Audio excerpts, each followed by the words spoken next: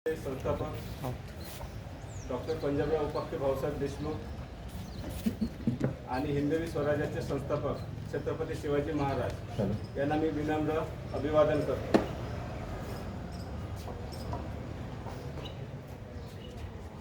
सर्वप्रथम येथे उपस्थित सर्व मान्यवरांचे आणि विद्यार्थ्यांचे मी स्वागत करतो।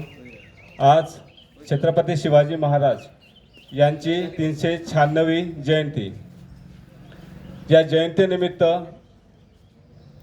जो स्वराज्याचा वारसा आहे, जो विचार आहे, तो या विद्यार्थ्यापर्यंत आणि समाजापर्यंत कसा पोहोचवला जाईल या उद्देशाने या कार्यक्रमाचे आयोजन आज आपण येथे केलेले आहे।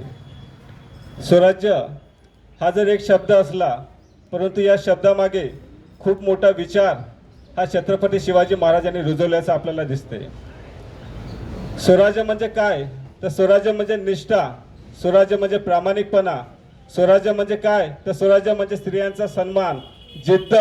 स्वराज्य म्हणजे काय? तर स्वराज्य म्हणजे पराक्रम। ह्या सर्व म्हणजे स्वराज्य आहे। फक्त स्वराज्य म्हणून आपल्याला चालणार नाही, तर या स्वराज्याचा सुराज्य कसं होईल याची सुद्धा संकल्पना छत्रपती शिवाजी महाराजांनी आपल्यासमोर मांडलेला आहे। शिवाजी हा एक शब्द नसून तो एक संस्कार आहे। शिवाजी महाराजाचा जेव्हा महासाहेबांनी नाव ठेवलं, फक्त हा शिवाजी हा संस्कार नाही आहे, तर शिवाजी महाराज हा शिवशंभूचा अवतार आहे। ज्याप्रमाणे शिवशंभूनं या समाजाचं संरक्षण केलं, स्वतः स्मशानात झोपले पण या समाजाचं रक्षण केलं, त्याप्रमाणे हा शिवाजीने या समाजाचं रक्षण केलं पाहिजे, या रयतेचं संरक्षण केलं पाहिजे, असा विचार रुजवणं म्हणजे काय आहे? शिवाजी महाराज आहे। शंकराचा तिसरा डोळा जेव्हा अनिष्ट अत्याचार होत असतात, तेव्हा या तिसरा डोळ्याचा रुद्रावतार या समाजामध्ये पसरला पाहिजे, हा विचार शिवाजी महाराजांच्या दृष्टिकोनातून इथे पसरलेला आहे। शिवाजी महाराज म्हणजे काय? तर शिवाजी महाराज म्हणजे एक निष्ठा। निष्ठेबद्दल सांगत असताना एकदा अफजल खानाची स्वारी झाली। अफजल खानाची स्वारी झाल्यानंतर संपूर्ण महाराष्ट्रामध्ये फरमान टाकलं होतं की सर्व सरदारांनी येऊन मिळा, नाही तर तुमच्या घरावर आणि तुमच्या वतनावर नांगर फिरवला जाईल। तेव्हा अनेक सरदार जाऊन मिळाले, परंतु काही सरदार होते ज्यामध्ये आपण नाव घेऊ शकतो कान्होजी जेधे किंवा तानाजी, जे सरदार म्हणत होते की महाराज जीव गेला तरी चालेल, पण आमचं हे स्वराज्य आणि आमची हे निष्ठा हे तुमच्या प्रती राहील। याला म्हणतात निष्ठा। हे सर्व आपण आजच्या काळामध्ये ह्या निष्ठा, हा प्रामाणिकपणा हे शिकलं पाहिजे, याची जाणीव आपल्याला झाली पाहिजे।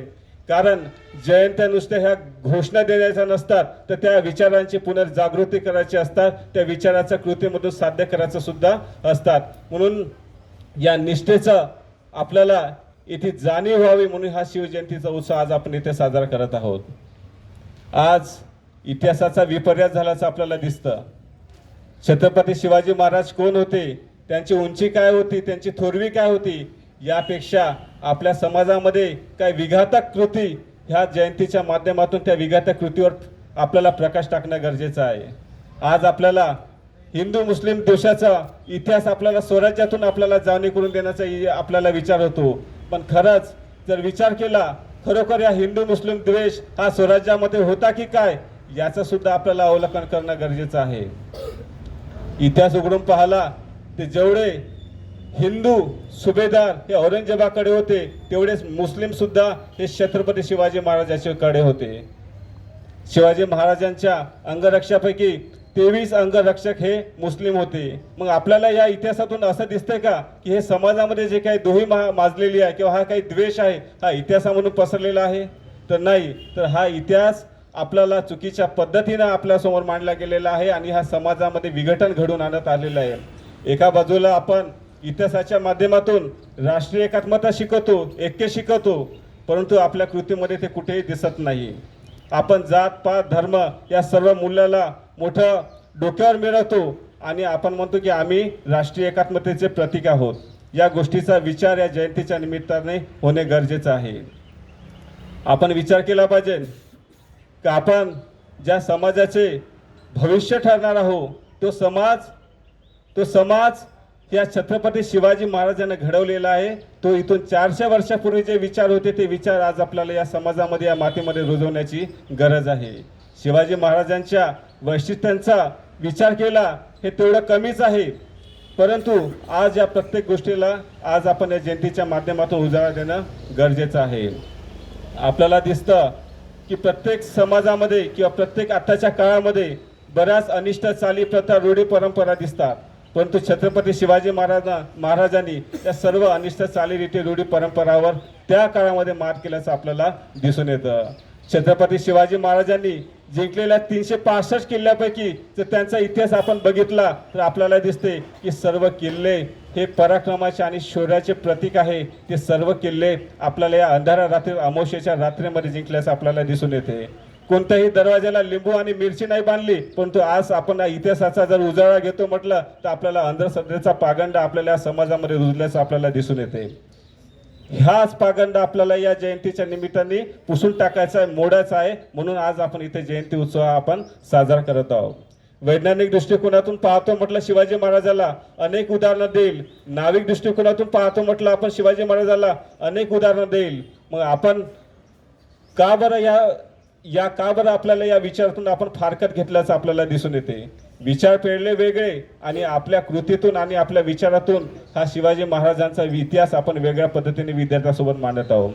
पण असा इतिहास मांडत असताना आपण विद्यार्थ्यांसमोर जसं आपण 16व्या शतकात महासाहेबांनी एक बाळगलं होतं की स्वराज्याचा संस्थापक आपल्या मुलांनी व्हावं बा, स्वराज्य स्थापन करावं बा. मग आपल्या शाळेतून आपल्या विद्यार्थ्याच्या माध्यमातून कुणाला असं वाटत नाही की नाही बा आपण या शिवाजी महाराजांची भागीदारी व्हावं बा किंवा शिवाजी महाराजांचा वारसा व्हावा.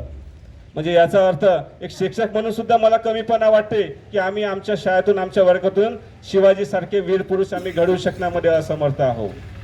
म्हणून आपला हा समाज अधोगतीच्या मार्गाने चालल्याचं आपल्याला दिसून येतो. अशा या अनेक उदाहरणाच्या माध्यमातून जर आपण एक उदाहरण जर आपण भाऊसाहेबांचं घेतलं, भाऊसाहेबांनी सुद्धा छत्रपती शिवाजी महाराजांपासून आदर्श घेतला होता आणि शिवाजी शिक्षण संस्थेची स्थापना केली. हा आदर्श घेऊन भाऊसाहेबांनी याच मातीमध्ये बहुजनांच्या शिक्षणाचे पायमुळे रोवल्याचं आपल्याला दिसून येते आज आणि हा समाज सुशिक्षित केल्याचं दिसून येते. असे अनेक उदाहरण ह्या शिवाजी महाराजांच्या प्रेरणेमधून आपल्याला घेणं गरजेचं आहे आणि हाच या शिवजयंतीचा मुख्य उद्देश आहे. एवढे बोलून मी माझं प्रास्ताविक संपवतो. धन्यवाद.